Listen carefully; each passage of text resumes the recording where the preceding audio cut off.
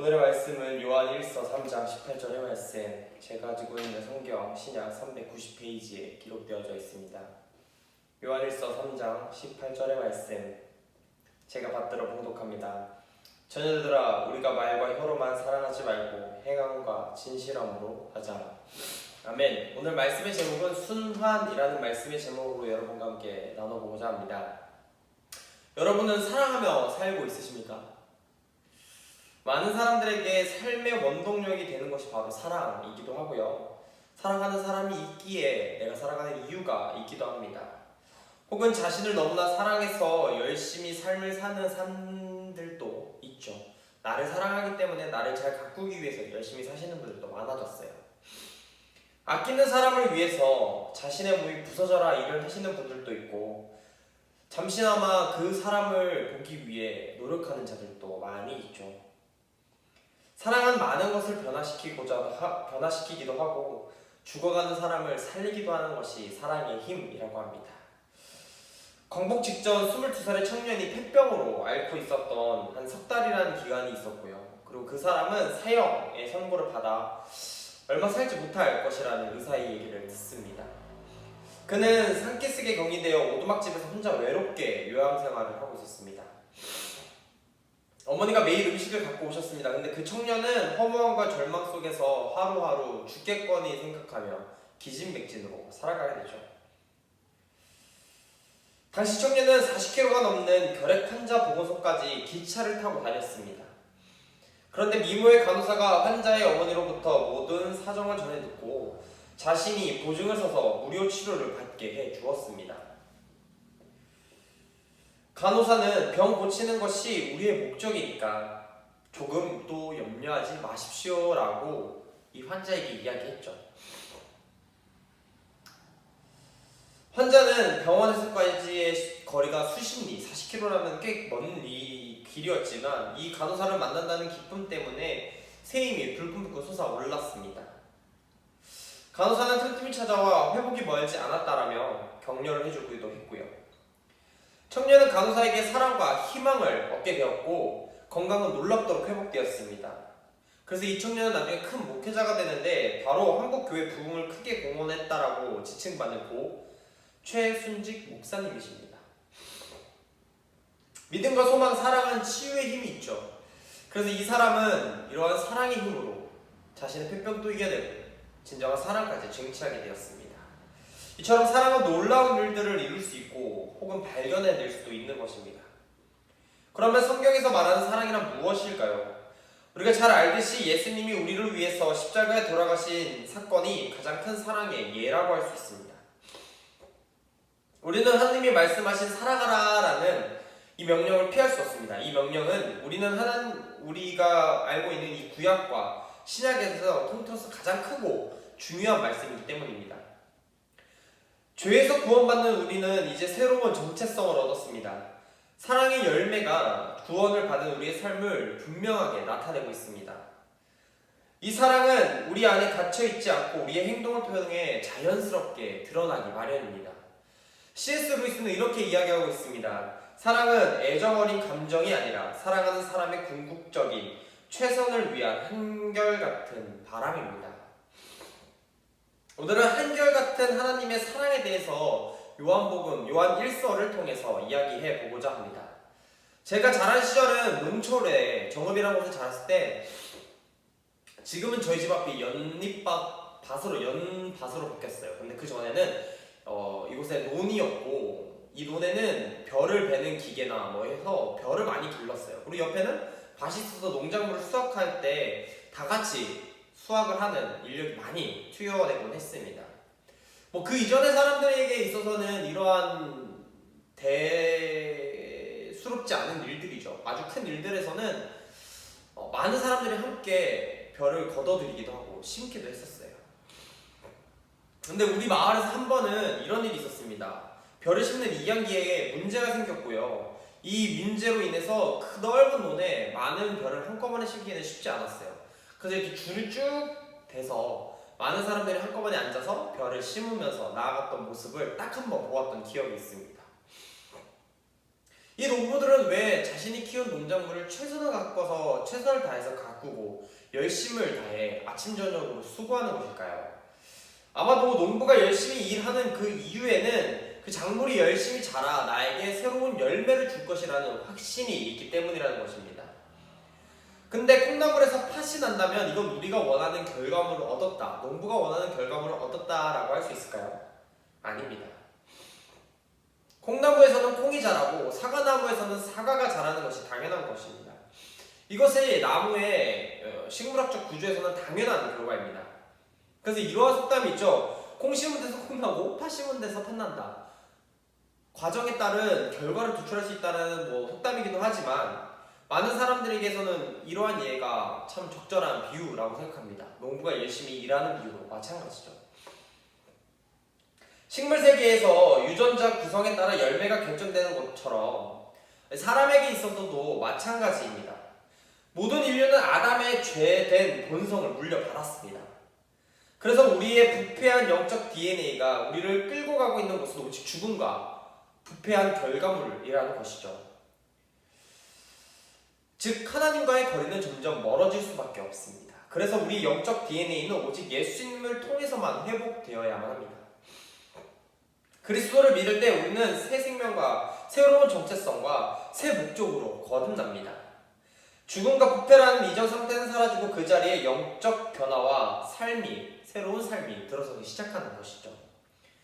그리스도를 믿지 않는 사람들에게는 성화의 과정, 즉 다시 한번 영적 생명, 영적인 이 변화라는 것은 거듭남, 성화라는 것은 없습니다. 그들의 궤적은 우리와는 많이 다르기 때문이죠. 그러나 우리는 한때 이들과 다르지 않은 모습으로 살아갈 때가 많이 있었습니다. 어떤 이들은 하나님을 미워하고 모욕하는 자들도 있었습니다. 그들은 하나님을 믿지도 않고 사랑하지도 않으며 앞으로도 전혀 그럴 계획이 없다고 이야기합니다.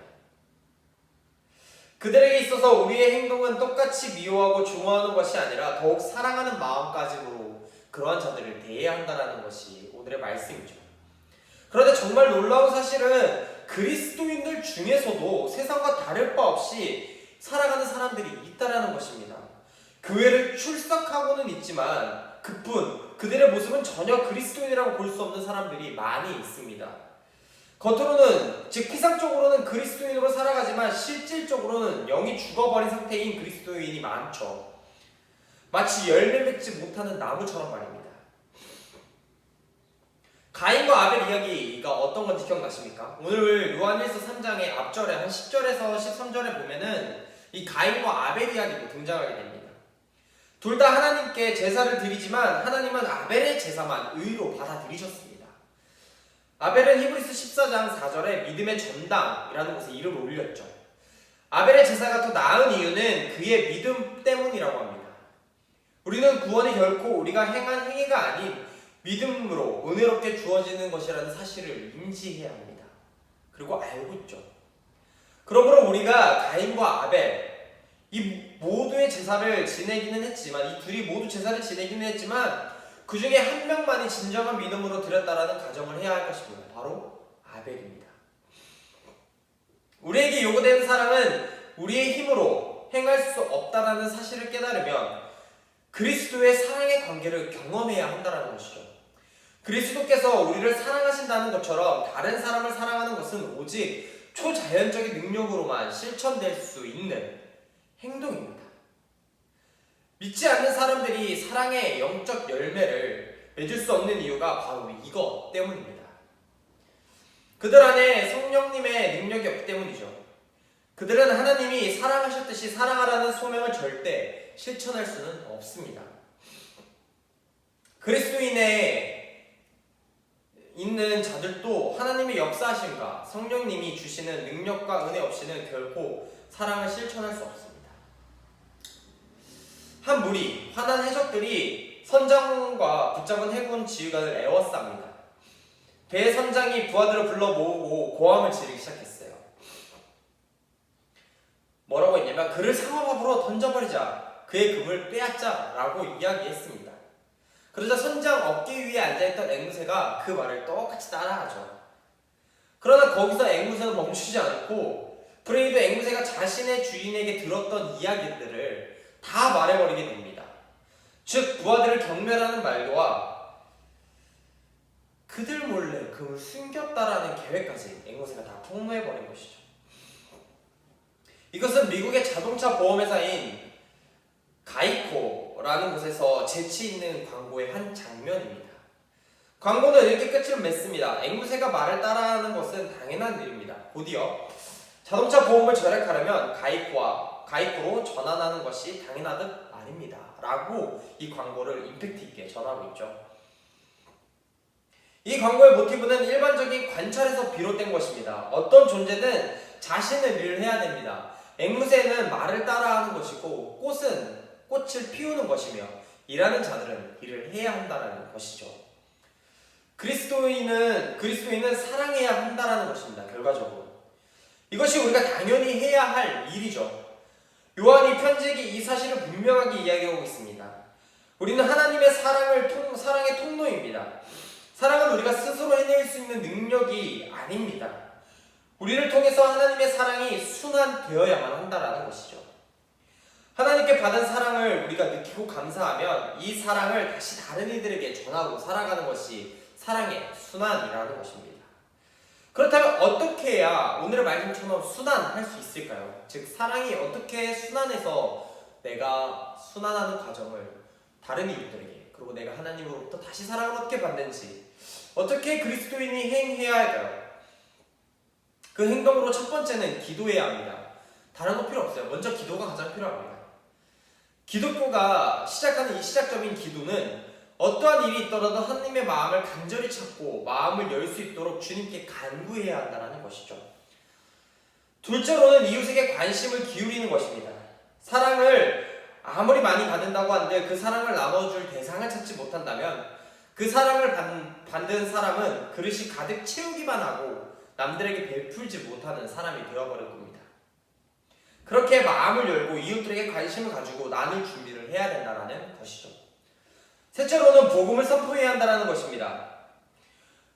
우리가 나누어야 할 대상을 알았다면 그들에게 나아가서 전해야 한다는 것이죠. 알무로 끝나버린다면 행동에 없는 세상은 아주 허망하고 허상에 불과한 세상일 것입니다. 행동으로서 내가 받은 사랑을 베풀고 살아가야 합니다. 넷째로는 손이 닿지 않는 곳에 후원이 필요하다는 것입니다. 그 후원이 물질적인 거일 수도 있어요. 저도 많은 후원을 받고 있죠. 많은 사람들에게 관심을 받고 사랑을 받고 있습니다. 물질적인 것뿐만 아니라 즉 기도와 관심, 꾸준한 관심 또한 이 후원에 포함된다는 것입니다. 내 손이 모두 닿아서 많은 이들을 돕고 살면 좋겠어요. 여러분은 그러한 삶이 되시기를 간절히 바랍니다. 그런데 정말 중요한 것은 교회라는 공동체가 다른 이들을 돕는 것은 어떻게 생각하세요? 이러시는 분들 참 많아요. 이 교회에 내가 사랑하는 마음으로 우리 목교가 아닌 어려운 교회 11조를 해야지 라고 하시는 분들 정말 훌륭한 생각입니다. 감사하죠. 그런데 교회라는 공동체가 있고 이 교회라는 공동체가 돕는 거에는 다 이유가 있어요. 왜요? 내가 개인적으로 돕다 보면 내 의의가 드러날 때가 점점 많아질 것이고 내 좋았던 의도는 변색되기 쉬우며 나의 마음 또한 변질되기 쉽기 때문입니다. 바로 쉽게 교만해질 수 있다는 것이죠. 또한 전 세계 어디로 가든 남을 돕고 살면 좋지만 그렇지 못하기 때문에 여력이 되는 만큼 교회의 역할에 의지하시고 그 교회로부터 남들을 돕는 삶을 사는 것이 우리의 올바른 모습이라고 할 수 있겠습니다. 다섯째는 누군가가 필요에 관한 이 정보를 나누는 것이죠. 도움이 필요한 정보를 많이 얻는 것입니다. 도움이 필요한 자들을 돕는 것도 좋지만 많은 이웃들에게 관심을 가지고 후원하는 것도 좋지만 결국 정말 중요한 도움이 필요한 내 옆집에 관해서는 모를 수가 있잖아요. 그렇게 그리스도인들은 정보를 나누고 정말 필요한 곳에 도움이 되려고자 노력해야 합니다. 이 5가지를 통해서 그리스도의 사랑은 계속 순환될 것이며 내가 받은 하나님의 사랑을 이웃에게 나누고 그 이웃이 다시 다른 이웃에게 그리고 그 이웃이 다시 하나님께 감사하는 삶으로 돌아가 하나님이 나에게 또다시 한번 사랑으로 베풀어 주시는 아름다운 순환이 되시기를 바랍니다. 그리스도를 따르는 사람들의 열망은 매 순간 하나님께 영광을 돌리는 것입니다. 저 또한 여러분 또한 그러시겠죠. 제자들의 삶의 열매는 이웃을 향한 깊고도 변치 않는 사랑의 징표입니다. 그리스도의 자비와 사랑의 수혜자인 우리는 누구를 만나든 하나님의 사랑이 흘러 넘쳐야 합니다. 또 사랑으로 특정 지어지는 우리의 모든 이웃들에게 베풀고 살아나가시는 여러분이 되시기를 간절히 바랍니다. 한 주간 살아가시면서요, 오늘의 말씀도 잊지 않고 서로 나누고 베풀어서 아름다운 그리스도의 순환이 무엇인지 몸소 보이고 실천해 가시는 여러분이 되시기를 간절히 바라고 기도하겠습니다. 다 같이 주기도문으로 예배를 마칩니다. 하늘에 계신 우리 아버지여, 이름이 거룩히 여김을 받으시오며 나라의 마옵시며 뜻이 하늘에서 이루어진 것 같이 땅에서도 이루어지이다. 오늘날 우리에게 일용할 양식을 주옵시고 우리가 우리에게 죄 지은 자를 사하여 준 것 같이 우리 죄를 사하여 주시옵고 우리를 시험에 들게 하지 마시옵고 다만 악에서 구하시옵소서. 대개 나라와 권세와 영광이 아버지께 영원히 있사옵나이다. 아멘.